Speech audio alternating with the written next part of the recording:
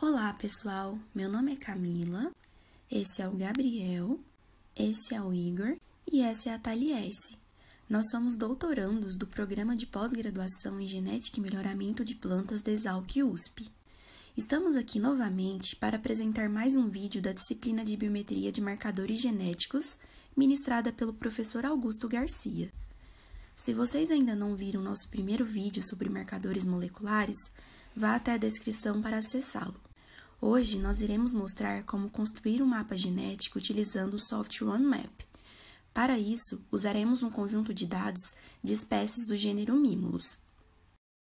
O gênero Mimulus possui cerca de 150 espécies e tem seu centro de diversidade no oeste da América do Norte.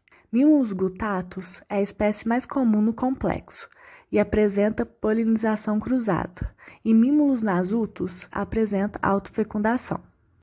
Espécies desse gênero são importantes organismos modelo para estudos evolutivos. Sendo assim, como parte de um estudo da genética da adaptação floral e especiação do complexo de espécies do gênero Mimulus, em 2001, Fishman e seu grupo de pesquisa construíram um mapa genético baseado em uma população híbrida F2 composta de 526 indivíduos. Primeiramente, a população F2 foi gerada pelo cruzamento interespecífico entre Mimulus guttatus e Mimulus nasutus. Posteriormente, a população F2 foi genotipada para 255 marcadores moleculares, em que 27 eram microsatélites, 4 eram marcadores baseados em genes e 224 eram marcadores dominantes, AFLPs. A partir desses dados, o mapa genético foi construído usando o software MapMaker. O mapa final consiste em 174 marcadores distribuídos em 14 grupos de ligação, com um comprimento total de 1.780 centimorgans. Nota-se que os 14 grupos de ligação correspondem ao número de cromossomos haploides dessas espécies de Mimulus. Após a publicação de Fishman, mais loci foram genotipados. Agora, vamos construir um novo mapa, considerando todo o conjunto de dados usando o software OneMap.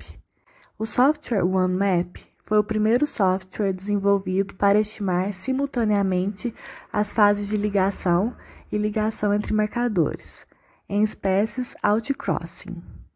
Além de espécies outcrossing, ele também é capaz de analisar populações que possuam linhagens parentais homozigotas na genealogia, como F2, retrocruzamento e rios.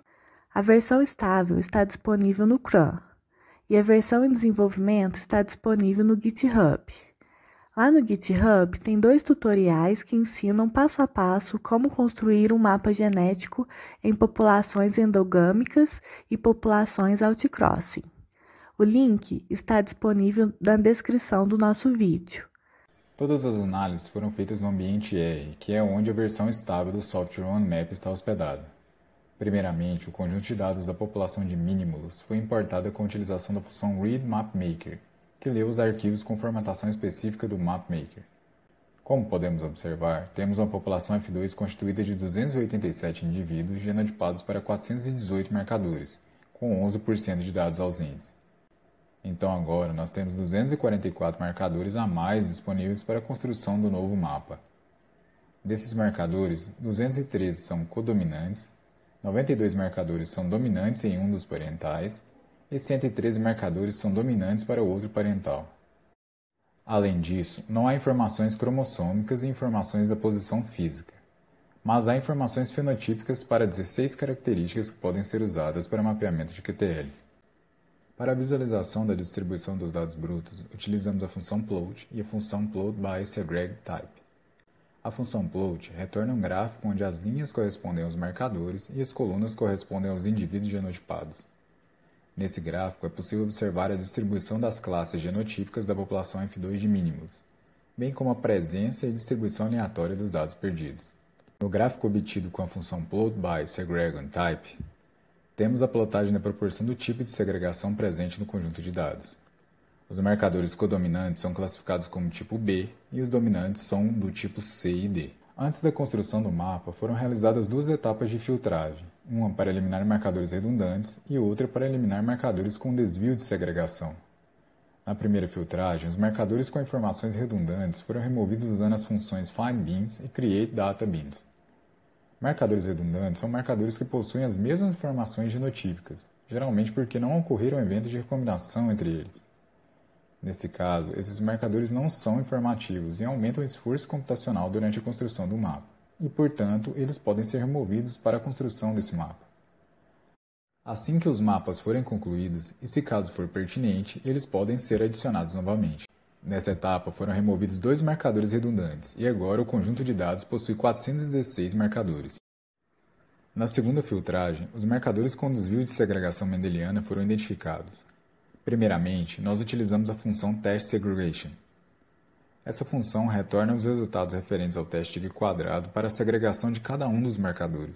Também são apresentados os respectivos p-valores, a hipótese nula apropriada e a proporção de indivíduos genotipados.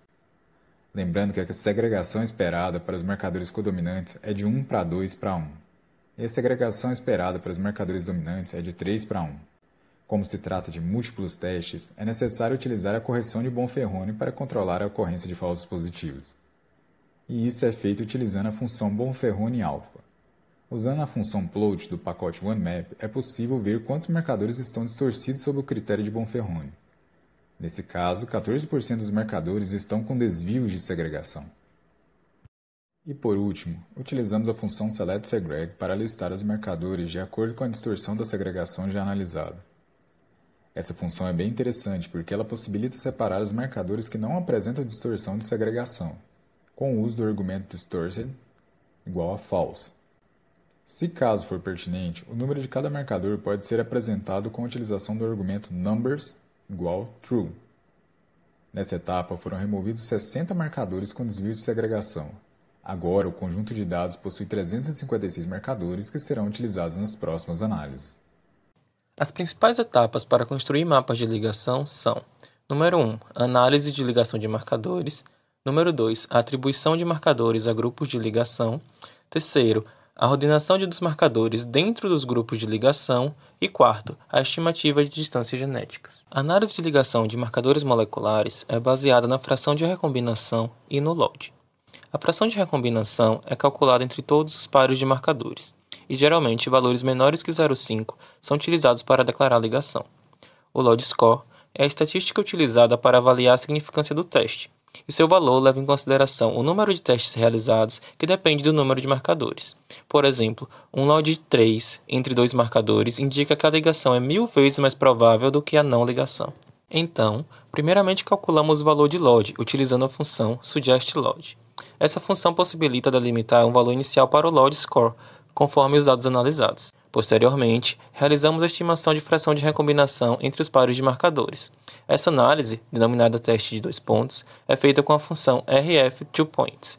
Aqui, consideramos a fração máxima de recombinação igual a 0,5 e o LOD igual a 5,42, conforme sugerido pela função suggestLOD. Com base nos valores, a fração de recombinação e LOD, os marcadores foram atribuídos a grupo de ligação, utilizando as funções makeSec e group. Com isso, foram formados 14 grupos de ligação para os dados sem marcadores redundantes e sem distorção da segregação mendeliana, previamente estabelecido nas análises anteriores.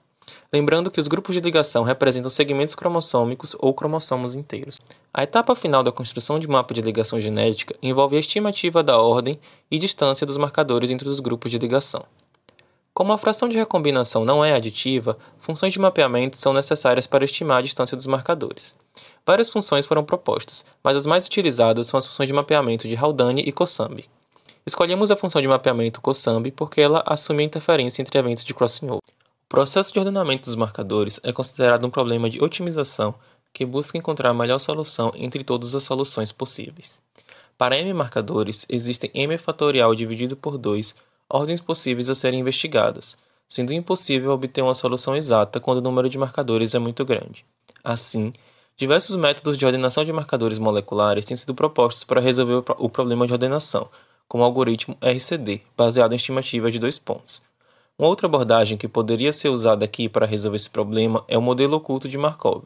Por meio da cadeia de Markov, é possível obter o estimador de máxima verossimilhança dos valores a partir da informação de todos os marcadores simultaneamente. Nesse caso, a cadeia é baseada em estimativas multiponto. O Software One Map possui abordagem de 2 pontos e abordagens multiponto para estimar a ordem dos marcadores. Como a abordagem multiponto permite a recuperação de informações de todo o mapa de ligação, decidimos utilizar essa abordagem. Para automatizar essa etapa, criamos um loop com todos os pontos referentes à análise multiponto para cada um dos 14 grupos de ligação. Inicialmente, cada grupo de ligação é extraído utilizando a função MakeSec. Posteriormente, cada grupo foi ordenado utilizando a função OrderSec. Após o ordenamento, é possível obter a sequência ordenada de marcadores utilizando a função MakeSec. Essa função possui tanto o argumento safe quanto o argumento force. Se utilizarmos o argumento safe, teremos apenas aquelas ordens seguras. Se utilizarmos o argumento force, teremos todos os marcadores existentes no grupo de ligação, independentemente da qualidade do ordenamento desses marcadores. Aqui, decidimos utilizar o argumento force. Os métodos de ordenamento fornecem soluções aproximadas e podem conter erros. Assim, ferramentas adicionais podem ser úteis no diagnóstico final da ordem dos marcadores em um grupo de ligação.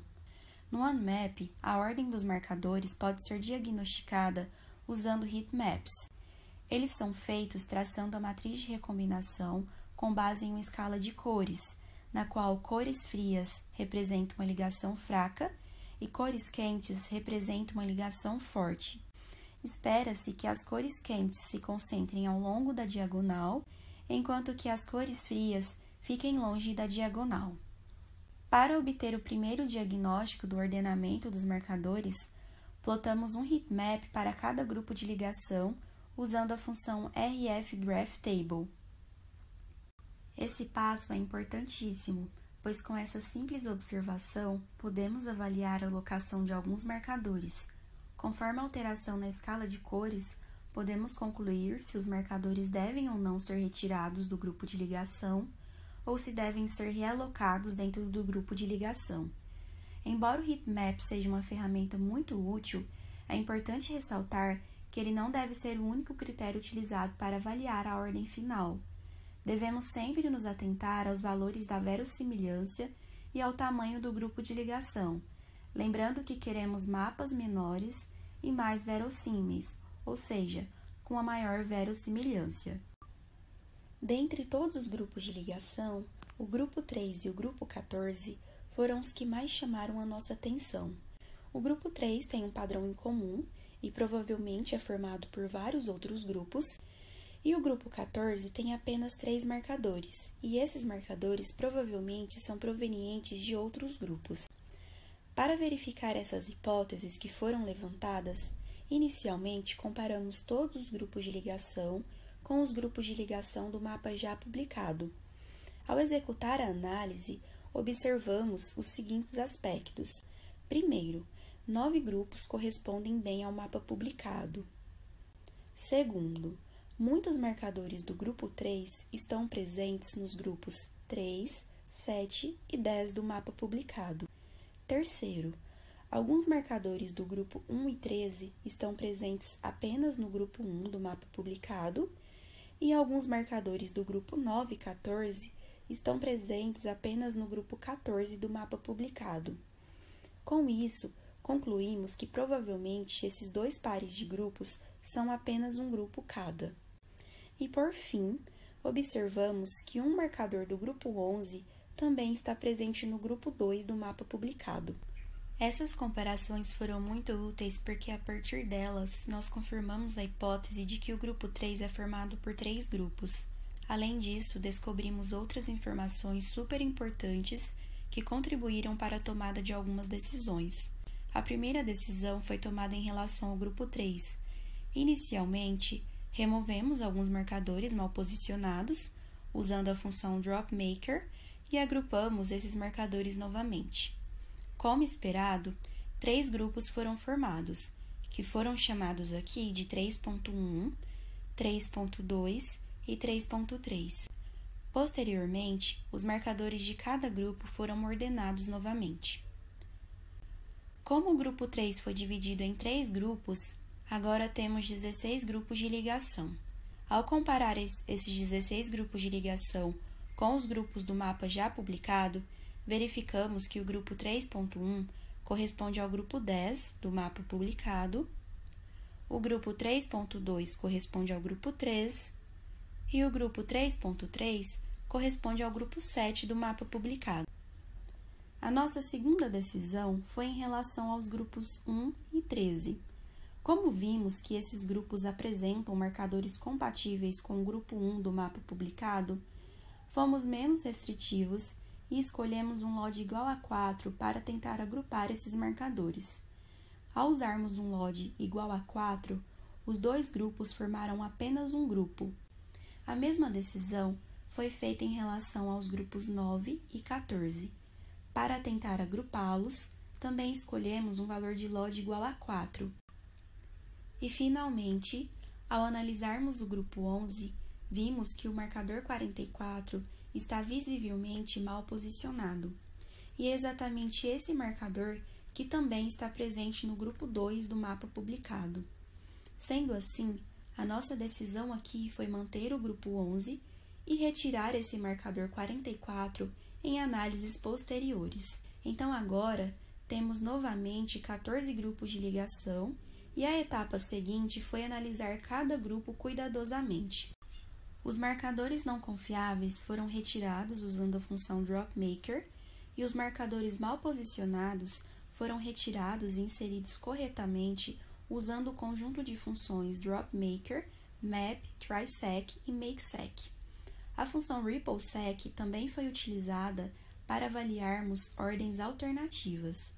Aqui é importante ressaltar que os marcadores eram removidos ou alocados somente quando a nova ordem resultava no aumento da verossimilhança ou na diminuição do tamanho do mapa.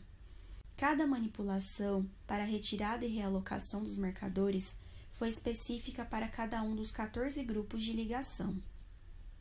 Depois que os grupos de ligação foram refinados, tentamos saturar alguns grupos com os marcadores com desvio de segregação. Como não obtivemos bons resultados, decidimos não inseri-los no mapa. Uma vez que todos os grupos de ligação foram obtidos, o mapa final foi desenhado usando a função drawMap2.